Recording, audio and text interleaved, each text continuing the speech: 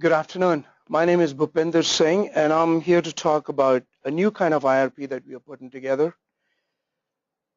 We haven't quite worked out all the details, so for now, we're just issuing a pre-announcement, and we plan to issue the actual call for the proposals for the IRP in December of this year through an amendment to this FOA. This particular IRP, it's motivated by an initiative of the Nuclear Energy Agency and is planned to serve as a prototype for a larger effort to be taken in future years, perhaps through NEA. So the NEA would be focused on solving a grand challenge problem for nuclear energy, but the key objective is to provide support for education, development, and training of the young people in multiple technical disciplines who will be needed for safe use of nuclear energy globally. Therefore, a key element of the IRP would be international collaboration.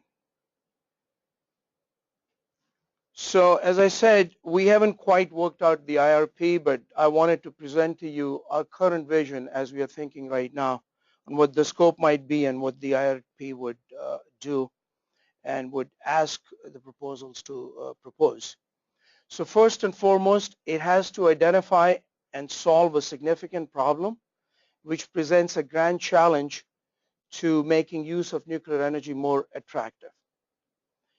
And our vision is that the project we award would support at least one U.S. faculty member and 10 U.S. students in multiple technical disciplines associated with use of nuclear energy, again, at the U.S. Universities. And we also envision that the IRP would involve a significant collaboration from educational institutions of one or perhaps two international educational institutions.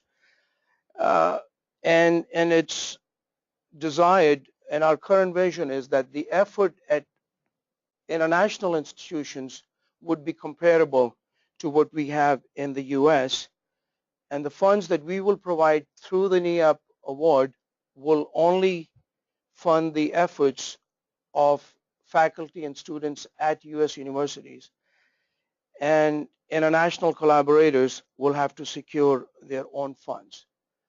That's all I have on this IRP that I can say at this time, and I'm ready to take any questions that you may have. Thank you.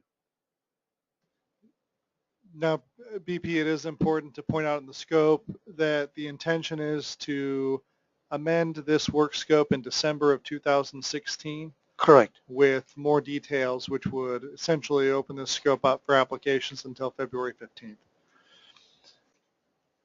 There are several questions. Are there specific countries of interest for the international collaborations?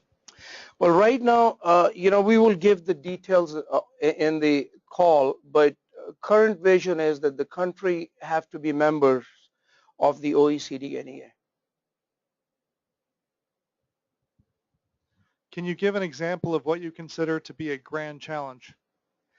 Well, we're working on those examples. We will provide them. I would rather not go into them right now. But the key elements would be that any problem that we solve has to be of significance to making nuclear energy more attractive. But importantly, it has to involve multiple technical disciplines, and it should serve as training and educating the next workforce globally. So it has to be of interest not just to the U.S., but to the other countries that would be collaborating. Does U.S. student mean that students must be U.S. citizens or students at U.S. universities, potentially including foreign students? Students at U.S. universities.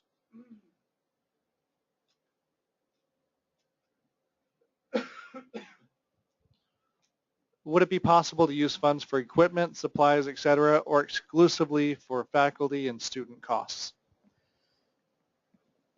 I don't know what the restriction is on the NEA award in general. I don't think we are restricted to that. On a NEAP award or an IRP award itself, according to the FOA rules, there are no restrictions on on equipment or supplies, and if there's nothing specified in the... No, right. I don't think this particular IRP would impose any additional restrictions than what is in the FOA in general. So the freedom is there to purchase equipment as needed. But like I said, the vision is the number of students and faculty that it's supporting, and the budget is what it's going to be. Right now we envision it'll be $3 million of U.S. funds for use in U.S. Is the training of students in the context of the Grand Challenge the dominant focus of this IRP? Could you repeat the question? Is training students the dominant focus so long as it falls within the Grand Challenge?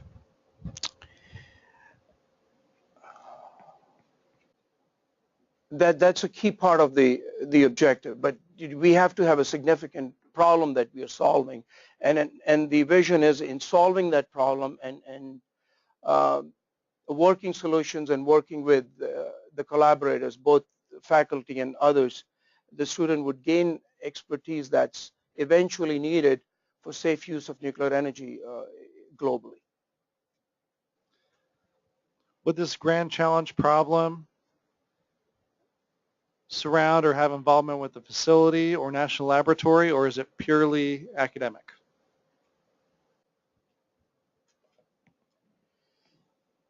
There is no particular focus that we have envisioned this time. That's all I can say.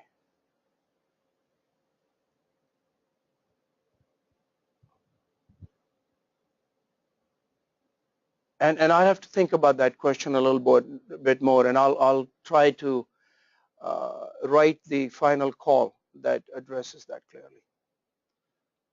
Would this IRP address remediation, fixation, or radioactive nuclides accidentally released? I can't say. Will the international collaborators work on the same or on different tasks?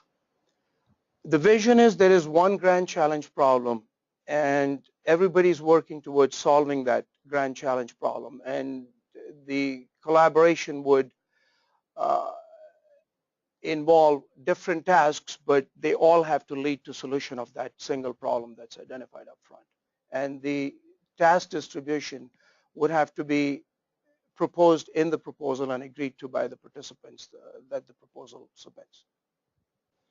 What time horizon would be regarded as credible for solving the Grand Challenge once identified?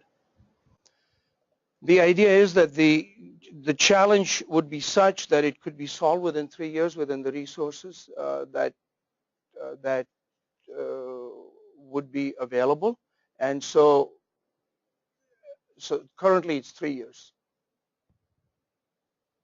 When you finalize the call in December, will you also identify what other countries are interested, or do we have to find that out on our own? We would identify the general rules of which countries you can seek collaboration from, but we expect the U.S. institution submitting the proposal to seek that collaboration and make those connections. Would the statement, making nuclear energy more attractive, be evaluated in the eyes of the general public? Or I'm assuming the general public or the technical community is what I'm insinuating from that. I think once we give you examples of the types of grand challenge problem, and we're going to leave it up to the proposer to identify a problem that they think is going to make use of nuclear energy more attractive in the future. And we haven't, like I said, put the scope together and the evaluation criteria as to how would the importance of the problem factor in and how we would judge that, and that will be specified in the call. Does the 10-student limit apply to graduate students or both graduate and undergraduate students? it's all the students that are engaged in the IRP. And again, 10 is a number that we envision. I don't know how much the budget would actually support depending on what your proposal is. And so if you have any suggestions in that regard, we welcome those before we finalize the IRP. Which of nuclear power's grand challenges could be solved in 3 years? Is there any flexibility for something that would be solved longer term? Again, we'll address that in the call, and we will give the examples as to what we think is doable in 3 years.